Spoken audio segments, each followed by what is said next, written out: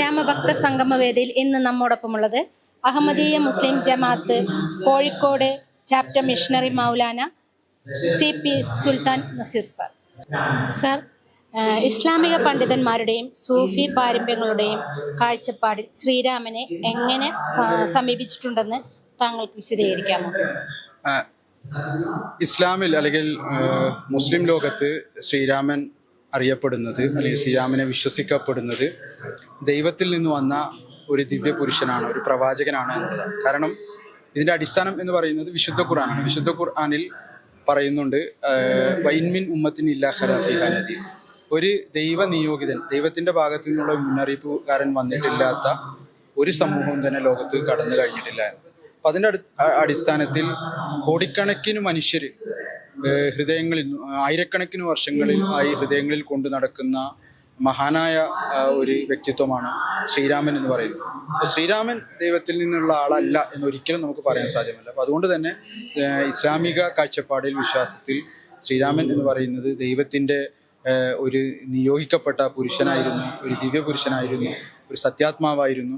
അതേപോലെ തന്നെ ദൈവത്തിൻ്റെ ഒരു പ്രവാചകനാണ് എന്നുള്ളതാണ്. യേശുവിനെയും മോസസിനെയും അബ്രഹാമിനെയും ഒക്കെ പോലെ ഒരു പ്രവാചകനാണ് എന്നുള്ളതാണ്. ഭാരതത്തിലെ ഹിന്ദു മുസ്ലിം സാംസ്കാരിക സഹവർത്തിത്വത്തിൽ ശ്രീരാമനെ സംബന്ധിച്ചുള്ള പരസ്പര ബഹുമാനം എന്ത് പങ്കാണ് വഹിച്ചിട്ടുള്ളത്?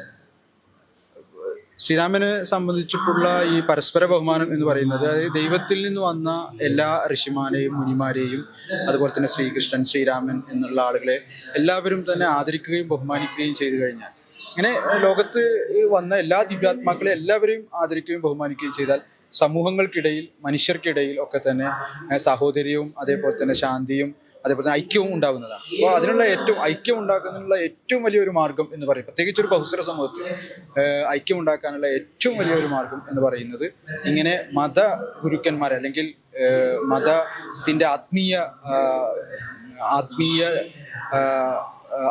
വ്യക്തിത്വങ്ങളെ, ആ വ്യക്തിത്വങ്ങളെ എല്ലാവരെയും, ശ്രീരാമനെയും ഒക്കെ തന്നെ എല്ലാവരും ആദരിക്കുകയും ബഹുമാനിക്കുകയും ചെയ്യുക എന്നുള്ളതാണ്. ചില മുസ്ലിം കവികളും സാഹിത്യകാരന്മാരും ശ്രീരാമനെ കുറിച്ച് രചിച്ച കൃതികൾ സാമൂഹിക ഐക്യത്തിന് എങ്ങനെ സഹായകമായി?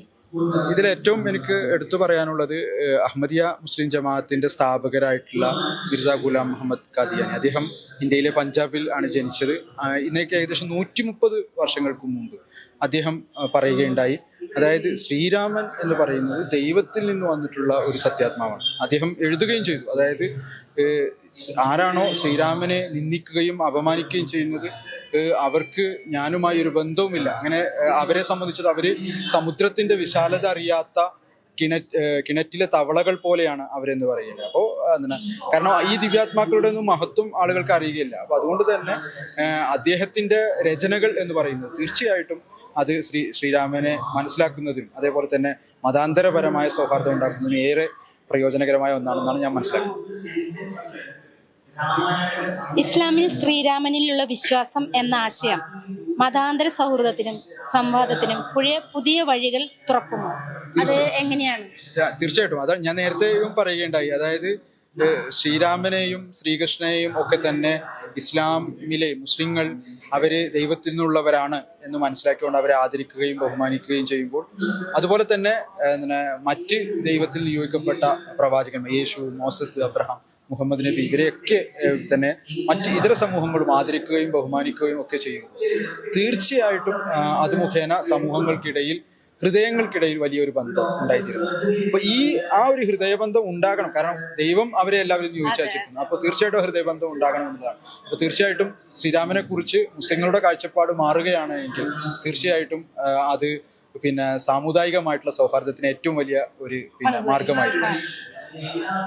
ഇന്നത്തെ സാഹചര്യത്തിൽ ശ്രീരാമന്റെ സത്യനിഷ്ഠ, ധർമ്മബോധം, മാനവികത എന്നീ മൂല്യങ്ങൾ എല്ലാ മതവിഭാഗങ്ങൾക്കും പൊതുവായ പ്രചോദനമായി മാറാൻ എന്ത് ചെയ്യേണ്ടതെന്നാണ് താങ്കൾ കരുതുന്നത്? ദൈവത്തിൽ നിന്ന് വന്ന എല്ലാ സത്യാത്മാക്കളെയും, ശ്രീരാമനെ പോലെ, ശ്രീകൃഷ്ണനെ പോലെ, അതുപോലെ മറ്റു മഹാത്മാക്കൾ, ഈ മഹാത്മാക്കൾ എല്ലാവരും വന്നിരിക്കുന്നത് നമുക്ക് മനുഷ്യരെ നേരായ മാർഗത്തിൽ നയിക്കുന്നതിന് വേണ്ടിയാണ്. അതുകൊണ്ടാണ് അവരവരുടെ ജീവിതം, ശ്രീരാമന്റെ ത്യാഗം എന്ന് പറയുന്നത് ഇന്നും ശ്രീരാമനെ വിശ്വസിക്കുന്ന ആളുകളെ സംബന്ധിച്ചിടത്തോളം അദ്ദേഹത്തിന്റെ ത്യാഗം, മാതാപിതാക്കളോടുള്ള ആദരവ്, ബഹുമാനം, അതുപോലെ തന്നെ നീതിനിഷ്ഠ, അതെ, എന്താ പറയാ, അതിനെ പിൻപറ്റേണ്ടതാണ്. അതിനെ ജീവിതത്തിന് മാതൃകയാക്കി മാറ്റിയെടുക്കണം. നമ്മൾ ഈ പ്രവാചകന്മാരെയും ദിവ്യാത്മാക്കളെയും കുറിച്ച് അഭിമാനിക്കുന്നതോടൊപ്പം തന്നെ അവരുടെ മൂല്യങ്ങൾ നമ്മുടെ ജീവിതത്തിലേക്ക് പകർത്താൻ വേണ്ടി കൂടി ശ്രമിക്കണം. അപ്പോൾ എത്രത്തോളം അത് എല്ലാവരും മാതൃകയാക്കുന്നുണ്ട്? അത് നമ്മള് ഞാനടക്കമുള്ള നമ്മളെല്ലാവരും ഉള്ള സമൂഹത്തിന് മുമ്പിൽ ഒരു ചോദ്യചിഹ്നമാണ് എത്രത്തോളം നമ്മളെല്ലാവരും അത് മാതൃകയാക്കുന്നുണ്ട് എന്നത്. Thank you.